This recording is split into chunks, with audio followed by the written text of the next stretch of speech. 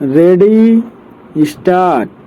Supreme court ने Delhi NCR में कुछ शर्तों के साथ दिवाली पर ग्रीन पटाखे चलाने की अनुमति दे दी। उसने अपने फैसले के पक्ष में कहा कि हमें एक संतुलित दृष्टिकोण अपनाना होगा ताकि उद्योग और पर्यावरण दोनों के हितों की रक्षा हो सके। ऐसे किसी फैसले की अपेक्षा इसलिए थी क्योंकि कुछ समय पहले उसने दिल्ली एनसीआर में ग्रीन पटाखे बनाने की अनुमति दे दी थी।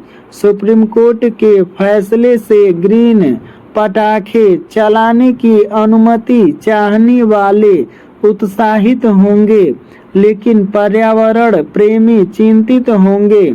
उनकी चिंता समझी जा सकती है क्योंकि एक तो इसकी आशंका है कि सुप्रीम कोर्ट ने जिन शर्तों के साथ ग्रीन पटाखों की अनुमति दी उनका सही तरह पालन हो सकेगा, और दूसरे ग्रीन पटाखों की आड़ में परंपरागत पटाखों की भी बिक्री हो सकती है।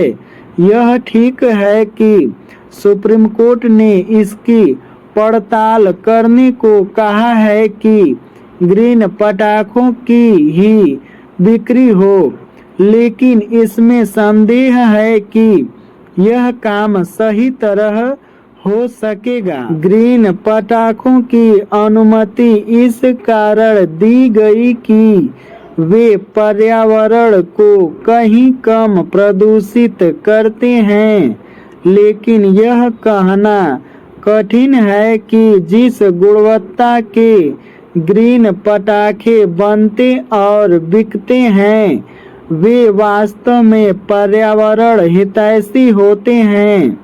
यह सही है कि वायु प्रदूषण का कारण केवल पटाखे ही नहीं, लेकिन पर्यावरण प्रेमियों के साथ पूरे समाज को इस बारे में विचार करना होगा कि पटाखों का सीमित और संयमित उपयोग कैसे किया जाए। दिल्ली एनसीआर में ग्रीन पटाखे चलाने की अनुमति देने का सुप्रीम कोर्ट का निर्णय इसे भी इंगित कर रहा है कि उसे केवल इस क्षेत्र के ही वायु प्रदूषण की चिंता नहीं करनी चाहिए। दिल्ली अथवा उसके आसपास का क्षेत्र ही देश नहीं है। यह किसी से छिपा नहीं कि देश के अन्य हिस्सों और विशेष रूप से उत्तर भारत के कई इलाकों में वायु प्रदूषण ने सिर उठाना शुरू कर दिया है। वायु प्रदूषण की चिंता केवल सर्दियों के समय ही नहीं की जानी चाहिए। देश के एक बड़े हिस्से में वायु प्रदूषण की समस्या को देखते हुए यह अनिवार्य है कि उसकी चिंता पूरे वर्ष की जाए। इसके साथ ही वायु प्रदूषण के सभी कारणों के निवारण पर जोर दिया जाए। अभी ऐसा नहीं हो पा रहा है।